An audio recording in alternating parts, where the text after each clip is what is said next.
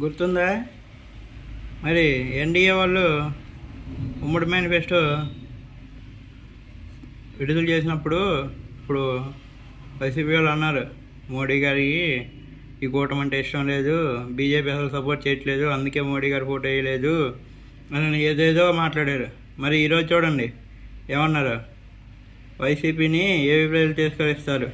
ఎవరు చెప్పారు ఈ మాట? తిరస్కరించమని మోడీ గారే అన్నారు, స్వయానా ప్రధానమంత్రి మోడీ అన్నారు.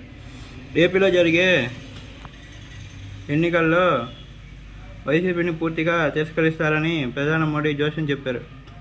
ఇప్పుడే అసెంబ్లీ ఎన్నికలు జరిగే రాష్ట్రాల్లో ఎన్డీఏదే అధికారం. వైసీపీ ఏపీ అభివృద్ధిని తిరోగమనం పట్టించింది. చంద్రబాబు హయాంలో ఏపీ అభివృద్ధిలో నెంబర్ 1గా ఉండేది. జగన్ 5 ఏళ్ల హయాంలో పాలన పట్టాలు తప్పింది. వైసీపీ రాష్ట్రాన్ని అప్పుల ఊబిలోకి నెట్టింది. జగన్ పాలనలో